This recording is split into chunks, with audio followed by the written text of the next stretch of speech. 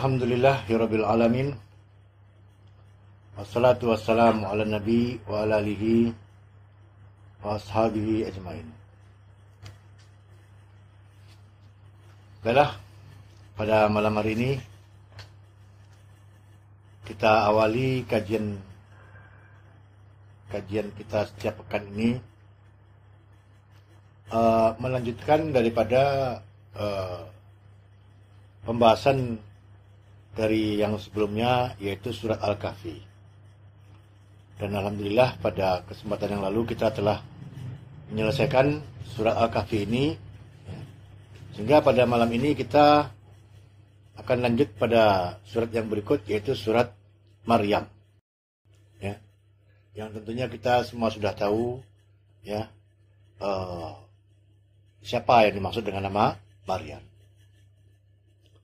Surat ini diberi nama Maryam, ya, karena memang dia berbicara seputaran asal-usul dan juga tentang berbagai fenomena yang muncul, ya, berkaitan dengan kehidupan Maryam, yang kemudian menjadi satu kontroversi yang paling besar dalam kehidupan manusia ini, yaitu tentang kelahiran Isa yang tanpa ayah.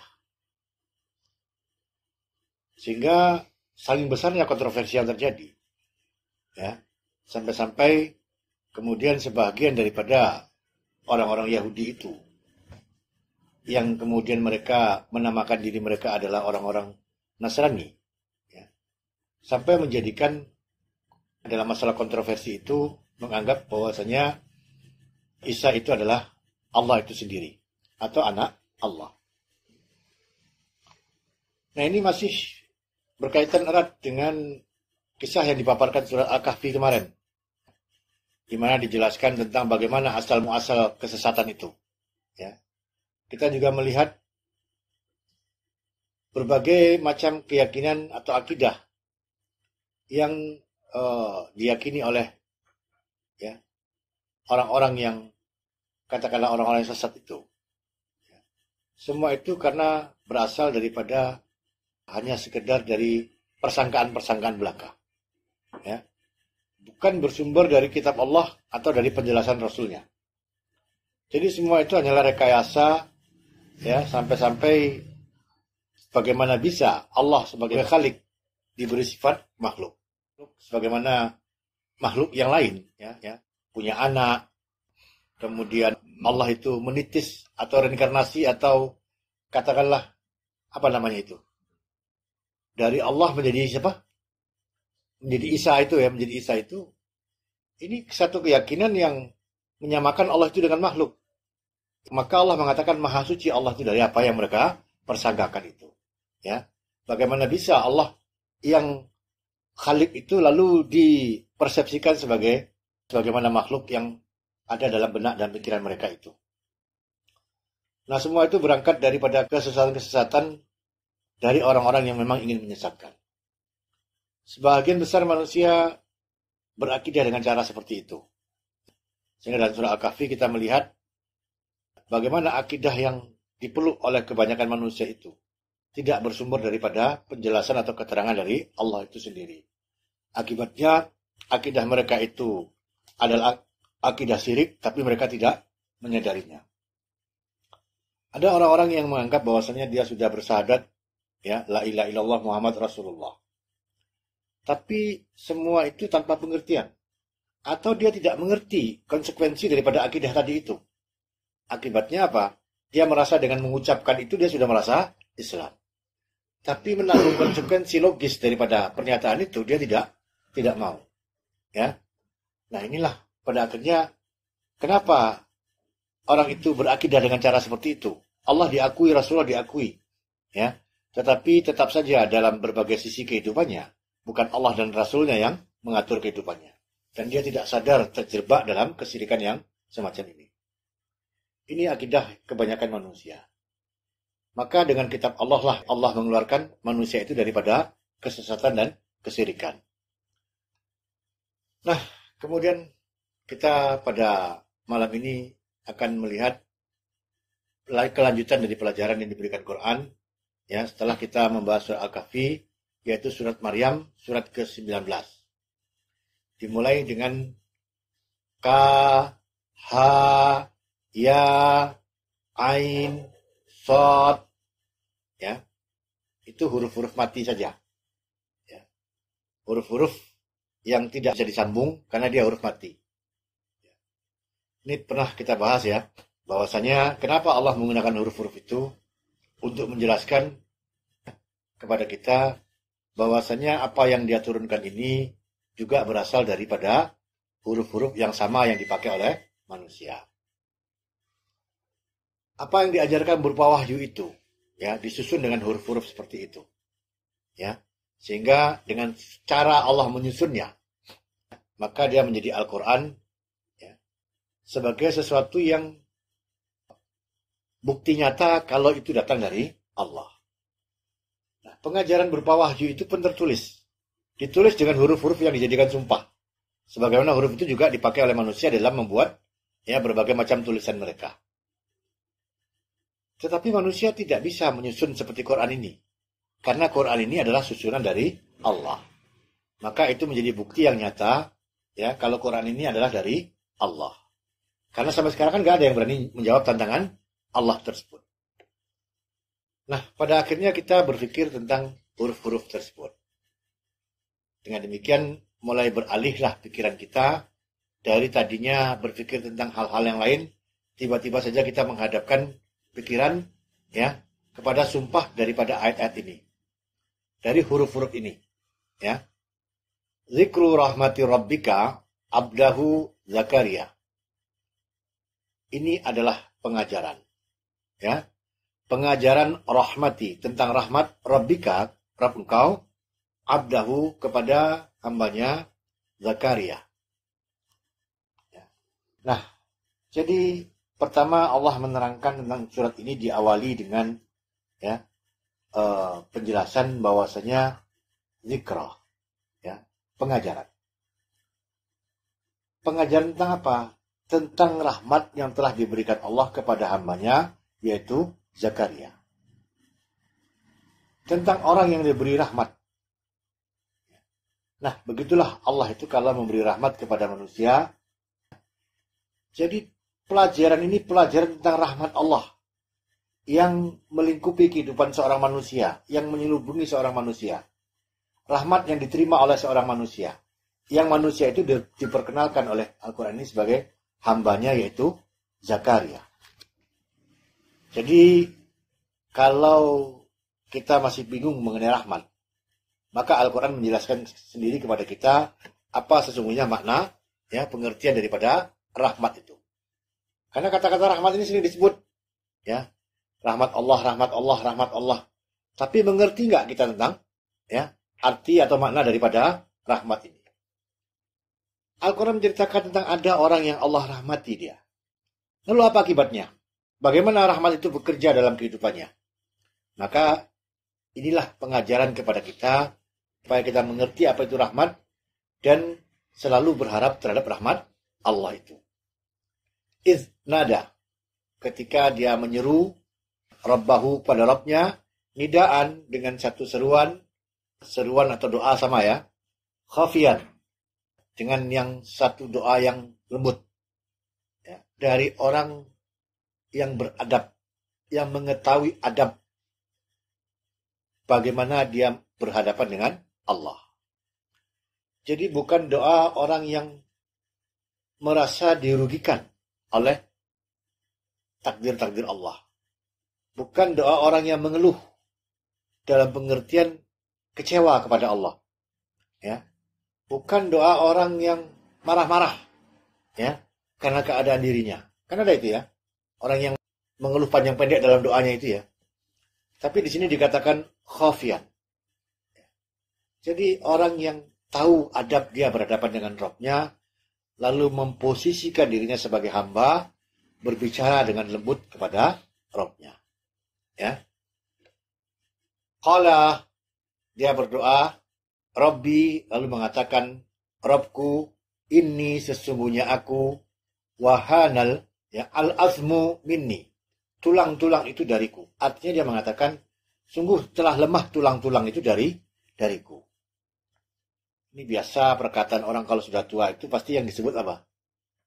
Tulangnya. Ya, wis rasanya ya, boh, yang nilu kabeh, ya macam-macam. Kalau orang tua itu kan memang dia yang dikeluhkan adalah tulang. Kalau jalan sudah goyah dan lain sebagainya. Lalu dia katakan, wasta'ala ru'su saiban. Telah menyala-nyala kepalaku itu saiban. Saiban itu uban. Seolah uban ini sesuatu yang menyala sehingga menggambarkan keadaan telah memutih sebenarnya apa? Kepalaku ini oleh uban. Nah, untuk menunjukkan bahwasanya dia telah tua. Tulang sudah apa? Sudah goyah, sudah tulang tua.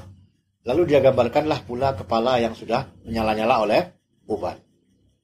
Nah, kemudian walam akun. Dan belum pernah akun. Aku itu ada bidu'aika dengan doa kepada engkau itu. Ya, Rabbi sakian. Dalam berdoa kepada engkau, aku sakian. Sakian itu sebenarnya celaka. Tapi lebih tepat maknanya adalah kecewa. Artinya menyeru Allah itu tidak pernah celaka. Ya, tapi maksudnya adalah kecewa. Jadi selama ini aku berdoa kepada engkau, belum pernah aku ini apa? Kecewa. Jadi betapa mantapnya si Zakaria ini ketika dia berdoa kepada Allah dengan keyakinan selama ini Allah tidak pernah menyia-nyiakan doanya.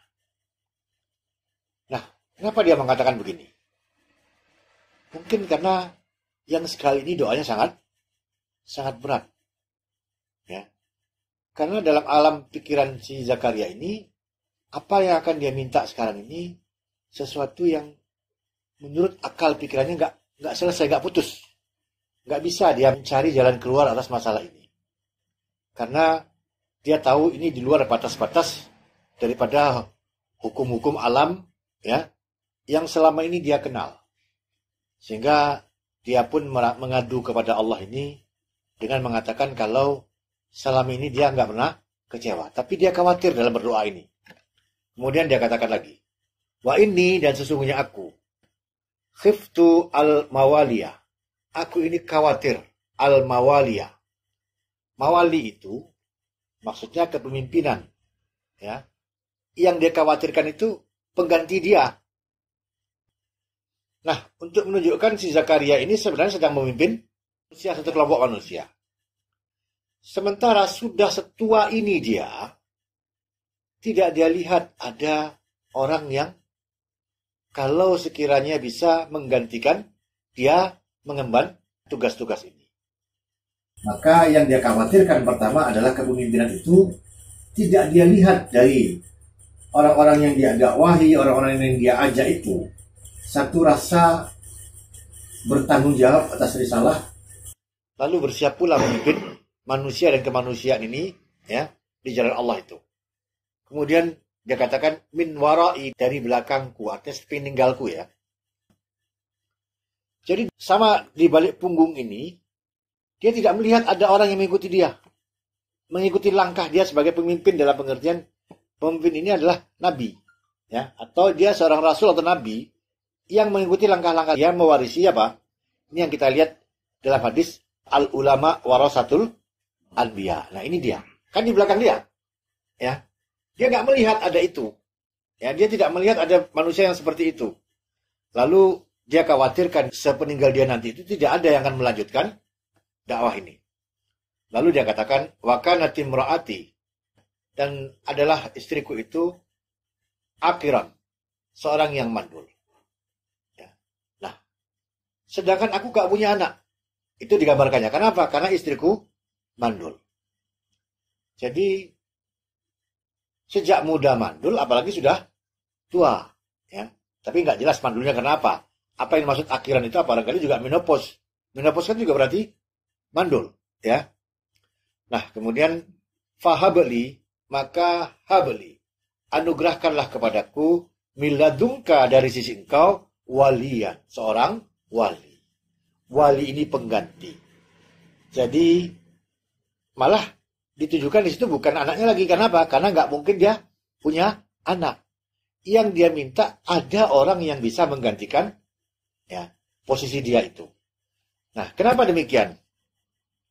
Yarisuni, yang dia mewarisi aku.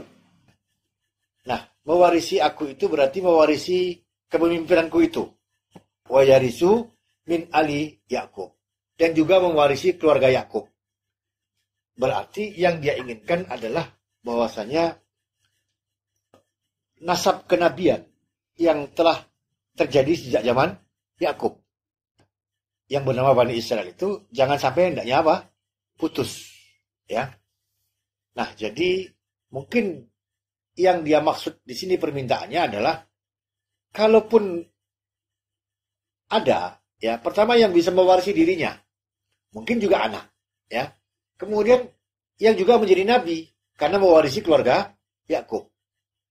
Lalu dia katakan waj'alhu, dan jadikanlah dia itu Rabbi radiyan. Ya, sebagai orang yang radiyan, yang diridhoi. Ya. Sebagai orang yang ridho atau diridhoi. Jadikanlah dia seperti itu ya Rabbi. Atau orang yang ridho. Ridho dengan tugas ini, ridho dengan warisan ini, karena warisan kenabian itu bukanlah harta dan kekuasaan. Warisan kenabian itu adalah warisan tugas-tugas melaksanakan misi risalah. Lalu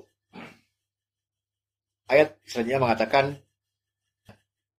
Ya Zakaria, wahai Zakaria, inna, sesungguhnya kami nubasiruka, kami beri engkau kabar gembira, mengembirakan engkau dengan satu kabar, bigulami, dengan anak, ismuhu Yahya. Nama dia adalah Yahya. Maka terjawablah doa tadi itu, wahai Zakaria, sesungguhnya kami beri kamu kabar gembira dengan seorang anak yang bernama Yahya. Lam naj'al, yang belum pernah naj'al kami menjadikan lahu baginya itu min qablu, dari sebelumnya samian. Samian itu yang senama. Yang senama itu bukan namanya Yahya, ya. Berarti nama Yahya yang dimaksud itu berarti adalah memiliki arti atau makna tersendiri. Sama kata Ahmad, yang nanti nabi yang terakhir itu namanya ismuhu Ahmad. Bukan namanya Ahmad, namanya adalah Muhammad. Tapi kata Ahmad itu sendiri menggambarkan adalah satu pengertian daripada nama yang harum. Ya, nama yang hebat. Nah, belum pernah ada orang yang menyandang nama Yahya ini, yang seperti Yahya ini. Sehingga dia diberi gelar Yahya. Jadi kita bisa bayangkan kata Yahya itu sendiri berasal kata apa? Hidup. Yang juga berarti satu yang besar, yang tinggi. Belum pernah ada orang yang menyandang nama semacam ini. Ya. Kemudian itu perkataan Allah kepada Zakaria. Menjawab doa Zakaria itu. Ya. Qala, berkata Zakaria, Rabbi, wahai Rabbku, ana yakunu. Bagaimana yakunu akan ada li bagiku gulamun, seorang anak. Wakanat, padahal telah ada imraati, istriku itu akiran, mandul. Waqad, dan sungguh telah balagatu, telah sampai minal kibari, daripada sangat tua, itian yang sudah sangat renta. Ya. Nah, ini kita bicara tentang rahmat Allah. Tentang kondisi manusia yang sudah sangat tua, ya, yang tidak memungkinkan lagi dapat melakukan sesuatu yang hanya bisa dilakukan oleh orang-orang yang masih usia muda atau belum lagi tua. Konon kabarnya Nabi Zakaria pada saat itu sudah berusia 90 tahun. Nah, kita bisa bayangkan 90 tahun gimana? Jarang orang hidup umur 90. Ya, hidup aja jarang. Apalagi kalau kemudian melakukan sesuatu yang dengan segala keterbatasan fisik karena usia yang seperti itu. Nah, kita melihat rahmat Allah. Betapa luasnya rahmat Allah itu dan tidak dapat dibatas-batasi. Pikiran daripada Zakaria saja sudah membatasi kemungkinan-kemungkinan yang tidak mungkin. Ya, sebagaimana dia katakan, kami beri kabar gembira seorang anak. Lalu apa katanya? Bagaimana mungkin aku memiliki seorang anak, sedangkan istriku sudah sangat tua dan kami telah sampai pada usia yang sangat renta itu. Lalu Allah mengatakan, qala kadzalika, berkata Allah, kadzalika, demikianlah. Qala rabbuka, berkata, nah siapa yang berkata ini? Rabbuka, Rabb engkau, huwa alayya, dia alayya atasku, hayyinun, adalah mudah. Nah, ini untuk menunjukkan berarti ada pihak lain yang dipakai di antara Zakaria dan Allah. Siapa ini? Malaikat Jibril. Ya, jadi kita tahu di sini kan ada yang berkata itu. Qala rabbuka. Nah, menggunakan kata rabbuka itu berarti orang, bukan Allah kan? Berarti orang lain, pihak lain. Nah, itu malaikat berarti. Ya. Qala rabbuka, Rabb engkau. Nah, jadi Jibril itu menyampaikan kalimat Allah itu utuh-utuh. Sehingga dikatakan huwa alayya, dia atasku, kan begitu. Seolah Jibril itu, padahal itu adalah perkataan Allah kepada Jibril yang disampaikan langsung kepada Zakaria. Dia masalah itu bagiku hayyinun, adalah masalah yang mudah, yang lemah, yang mudah. Waqad, dan sungguh telah khalaqtuka, kami ciptakan engkau min qablu, dari sebelumnya, walam taku say'an, dan belum ada kamu menjadi sesuatu. Nah, kalau belum ada menjadi sesuatu, kami buat kamu dari kamu belum menjadi sesuatu. Setelah kamu menjadi manusia dengan segala perangkat yang ada dalam dirimu, dengan segala fungsi-fungsinya, dari tidak ada menjadi manusia. Apa susahnya kami mengadakan yang baru kalau hanya masalah masalah alat reproduksi. Kan dia bilang masalah apa? Sudah tua, bagaimana bisa kami punya anak? Maka yang dimaksud adalah kami sudah kehilangan potensi seksual itu. Karena kami sudah tua. Lalu Allah mengatakan, itu perkara mudah bagi kami. Bagimu mungkin sangat pelik. Karena kamu dibatasi oleh hukum-hukum alam itu sendiri yang juga ciptaan Allah. Lalu Allah mengatakan, qala rabbi ja'ali ayatan. Maka berkatalah si Zakaria, wahai Rabbku, jadikanlah bagiku ayatan. Satu ayat atau satu tanda. Qala, berkata Allah, ayatuka, tanda engkau. Ayatuka, ayat engkau itu, ala, bahwa saya tidak, tukaliman nas. Kamu berkata kepada manusia, kamu tidak bisa berkata kepada manusia, salasa layalin. Jadi selama tiga malam. Maksudnya 3 hari ya. Kamu tidak bisa berkata kepada manusia selama 3 hari, sawian secara berturut-turut. Nah, ngerti ini? Ingat kan yang pernah saya jelaskan dulu? Maka setelah itu dia katakan, maka kharaja, keluarlah dia, ala qaumihi, kepada kaumnya, minal mihrab, dari mihrab. Mihrab itu sama dengan musola. Keluarlah dia dari musolanya itu, fa'auha, maka auha, mewahyukan, ilaihim, kepada mereka. Mewahyukan kepada mereka, bukan Zakaria mewahyukan kepada mereka, sebagaimana bukan Jibril yang mewahyukan kepada manusia itu. Tapi mewahyukan siapa? Mewahyukan Allah. Kan digunakan kata mewahyukan. Ansabihu bukratau wa asyian. Maka dia katakan, bertasbihlah kamu sepanjang pagi dan sore hari dan petang hari. Sucikanlah Allah itu sepanjang pagi dan petang hari. Jangan sedikit pun ada keretakan di dalam keyakinanmu kepada Allah atau pengenalanmu kepada Allah. Sehingga engkau melihat Allah itu seolah-olah tidak lagi sekuat yang seharusnya. Kalau kita menganggap fenomena kehidupan yang ada ini tidak bisa diselesaikan dengan doa, artinya walaupun Allah yang turun tangan gak akan selesai. Itu namanya kita apa? Tidak mensucikan Allah sepanjang pagi dan petang hari. Allah mengatakan tanda bagi kamu adalah kamu nggak bisa bicara selama 3 hari. Sebelumnya bisa bicara nggak?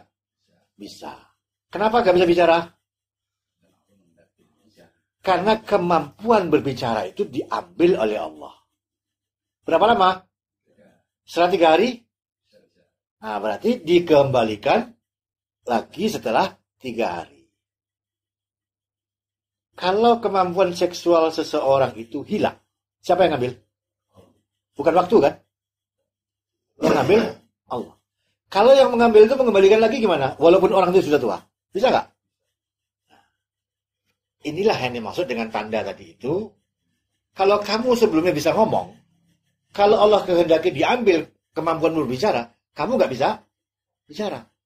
Kamu baru bisa bicara lagi, kenapa? Dikembalikan lagi. Makanya digunakan kata 3 hari untuk menunjukkan itu cuma sementara.